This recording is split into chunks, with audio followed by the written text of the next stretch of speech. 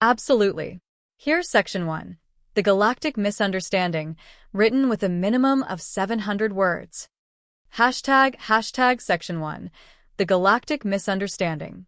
The Galactic Confederation had encountered over 4,000 sentient species in the last 10,000 cycles, and yet none were as confounding, unpredictable, and, frankly, concerning as the newest arrival on the interstellar scene: humans.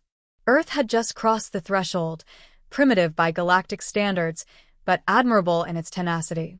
Their species had cracked faster than light travel only months ago, broadcasting their presence across the void with a combination of electromagnetic noise and a crude but functioning hyperspace beacon.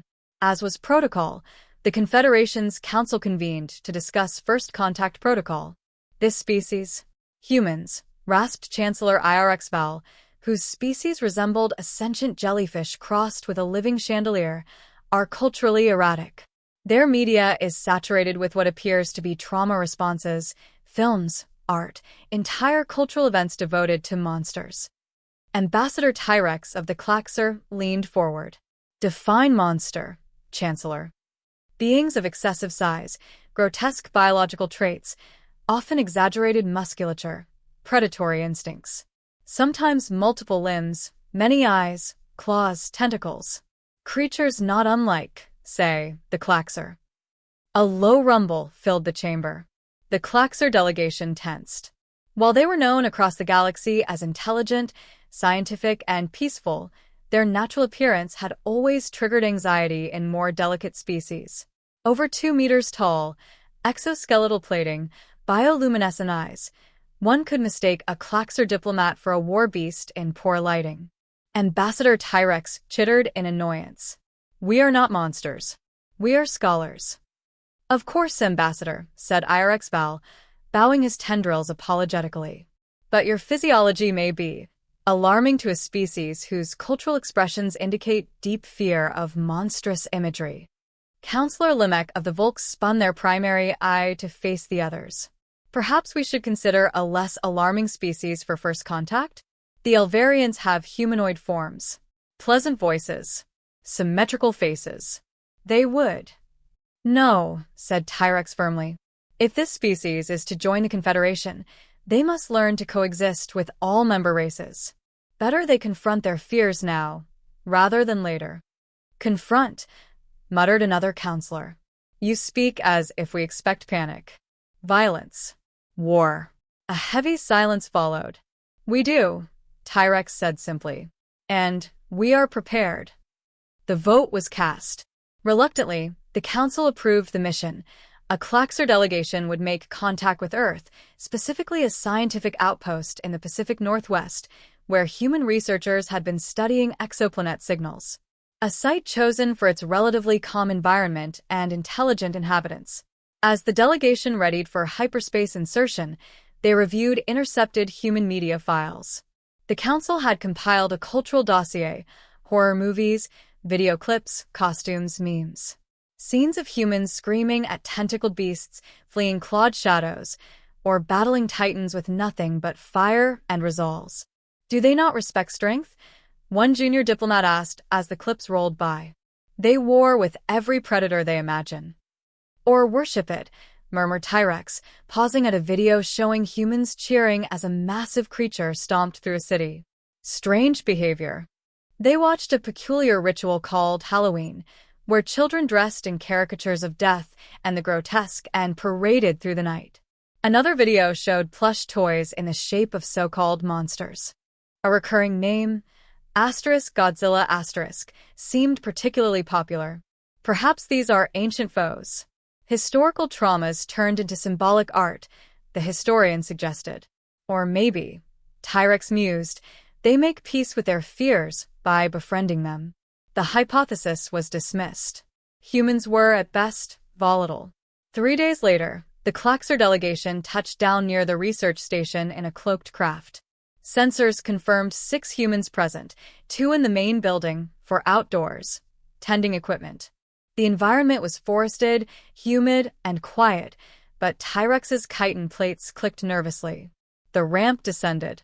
Tyrex stepped forward, accompanied by 2 junior envoys. The moment their hulking forms emerged from the mist, birds scattered into the trees. One of the humans, a woman in her early 30s, looked up. She dropped her mug. T-Rex braced for the scream, the scramble, the usual chaos. But instead, Oh, my God. The human scrambled toward them. This is real. Oh my God. Look at your eyes. They glow. What kind of bioluminescent enzyme is that? Is your exoskeleton naturally armored? Are those mandibles? The others came running. One man took a selfie with T-Rex in the background. Another offered them a protein bar. One had tears in his eyes. They're beautiful, he whispered. T-Rex exchanged looks with his aides. This was not in the protocol. What are you doing? T-Rex asked cautiously. Meeting aliens, the woman said brightly.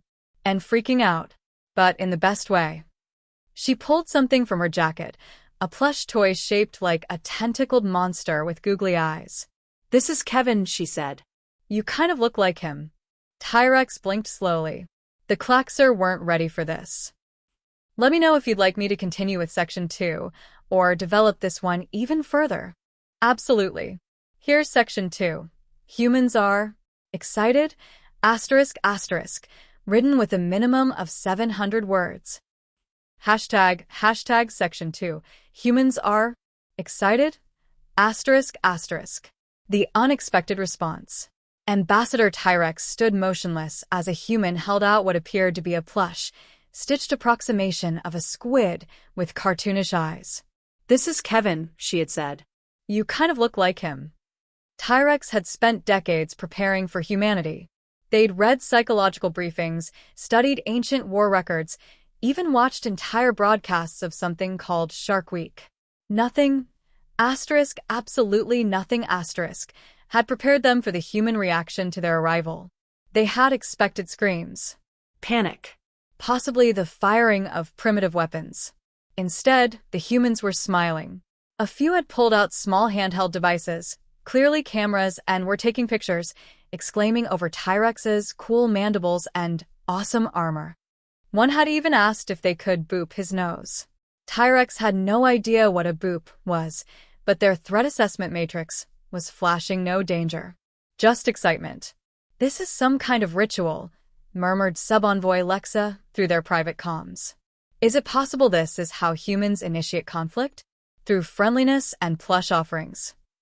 Unlikely, T-Rex responded, still stunned. There are no indicators of aggression, sarcasm, or deception. Their biosigns read as happy. A human male, wearing a shirt with a cartoon kaiju on it, came forward. You guys like Godzilla? He asked, beaming. You're giving real Mothra vibes, too.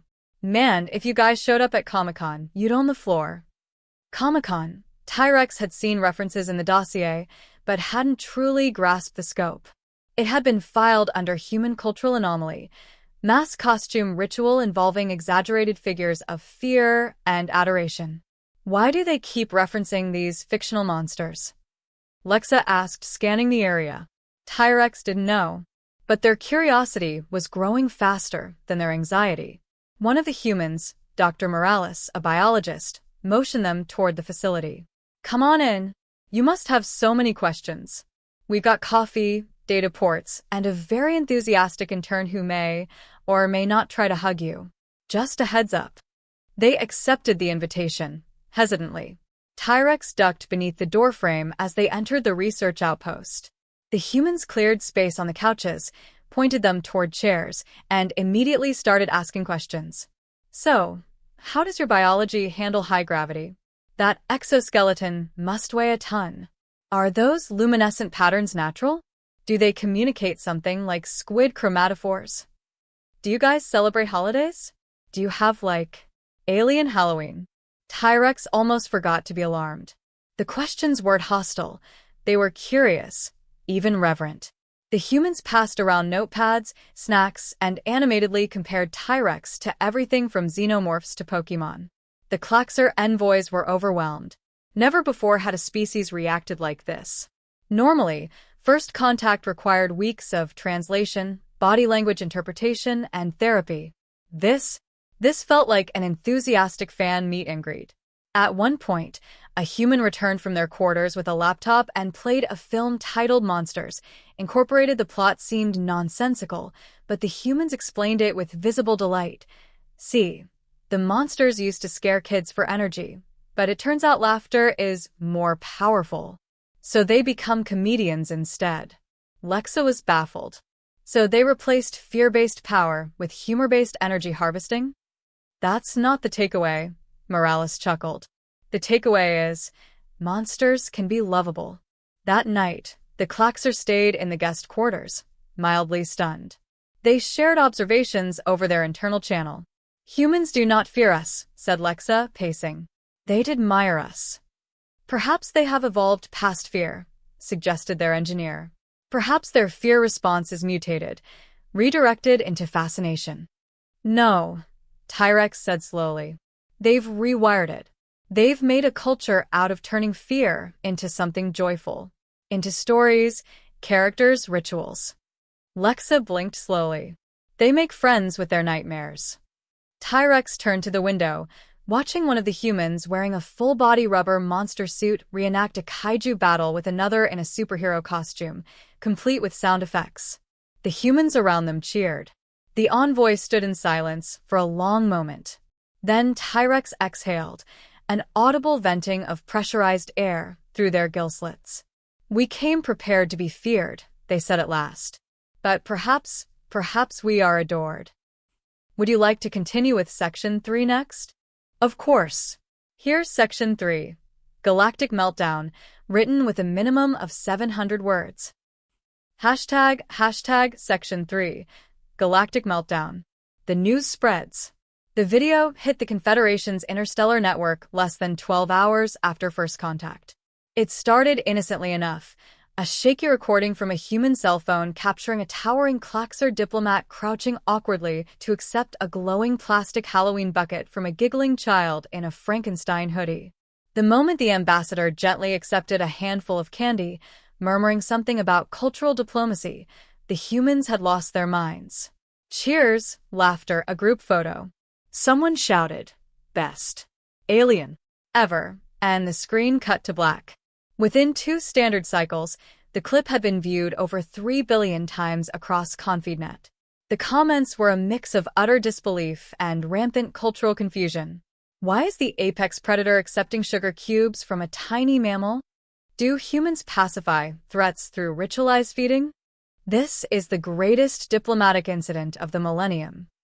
The memes followed. Human diplomacy in action became a trending tag. Popular image edits featured humans hugging towering insectoid aliens, photoshopped onto theme parks, parade floats, or lounging on couches with popcorn. One viral GIF showed a Klaxer holding a plushie next to the phrase, "When the death beast gives you a stuffed Kevin." The Confederation Council reconvened in emergency session. "We have a situation," said Chancellor IRX Val, tendrils twitching nervously. "We expected resistance," Ambassador Tyrex reported calmly, projecting a still from the human news broadcast. "Alien cute overload. Monster diplomats become internet icons." "We encountered adoration." "That cannot be right," interjected a delegate from the Fralm Dominion, a crustacean-like race famous for their intimidating appearance and aggressive expansionism. "Humans do not fear your kind?" The Klaxer have induced planetary panics in 3 previous first contacts. "They offered us cookies and cosplay," Tyrex said flatly. "One of them dressed as a Zarnian bloodwolf to try and make us feel more at home." A stunned silence followed. Then chaos. The Kladrothi ambassador was first to explode. Literally, her gelatinous form expanded in indignation. "This is a cultural apocalypse," she howled. "If humans adore monsters, then what are the monsters anymore? They're treating it like a party," another alien shrieked. "We spent centuries hiding our secondary jaws and ceremonial battle sense." A trembling envoy from the Eozan collective raised one wing hand. "Does this mean they might also adore us? My people molt during full moons. We are considered horrifying in 5 quadrants." "If humans think Klaxer are cute," a feline-like species muttered darkly, "we're all doomed to plushification." The Confederation's top cultural analysts scrambled to make sense of it. Reports flooded in. Human subcultures dedicated to loving monsters, befriending creatures of folklore, romanticizing vampires, befriending zombies, even dating werewolves in their fiction. Halloween was reclassified from fear ritual to celebratory monster parade. Even their horror films were reinterpreted, viewed as thrilling entertainment rather than cautionary tales. It appears humans enjoy being frightened, the analyst said, clearly exhausted. Not in the conventional terror response sense, but as a form of recreational stimulation. Their fear is performative. It's fun for them. Then how are we supposed to scare them into peacekeeping compliance? A war counselor demanded. You don't, Tyrex replied. You entertain them. More disturbing revelations followed. Several human media outlets had begun branding alien races by their monster appeal. Klaxer were dubbed Bug Daddies, the four-eyed Granathi were galactic goblins, and the sentient sludge of the Thurl species had spawned fanfiction subreddits. Tyrex himself was now the subject of multiple viral trends. The most popular? #ThruxTheSnack. The Klaxer ambassador had gained 3 million human social media followers in 2 days. The Confederation issued a formal inquiry to Earth's interim ambassador, a cheerful middle-aged woman named Dr. Kendra Liu. She responded with a cheerful slideshow titled, Why Humans Love Monsters, a brief cultural overview. Highlights included, from Godzilla to Groot, why big and scary is sometimes just big and cuddly. How Halloween taught us to befriend the dark. If it's got claws, we'll probably draw it kissing someone. The Council's reaction ranged from outrage to stunned laughter. As the galaxy collectively tried to understand what was happening, human-led initiatives began popping up everywhere. Alien-inspired cafes with slime-based drinks. Virtual reality experiences where humans could go on a date with monstrous avatars. Monster-themed fashion shows, pet names, and plush toys flooded markets. One poor Thurl diplomat was mobbed by adoring fans upon arrival at a trade conference. He was immediately offered a voice-acting role in an animated series called Slime Hearts, Love Across the Stars. By the end of the cycle, the Confederation's official stance had changed from assess and contain to adapt and collaborate. The Council finally issued a reluctant statement. We have misjudged humanity. Their love of monsters is not a psychological anomaly. It is a cultural feature, and we must learn to work with it. Back on Earth, Ambassador Tyrex gave a televised interview. How do you feel about humans now? The journalist asked. Tyrex adjusted their ceremonial robe, holding the plush Kevin under one claw. I no longer fear them, Tyrex said solemnly. But I am absolutely terrified of how fast they can make memes. Let me know when you're ready for Section 4. The new status quo.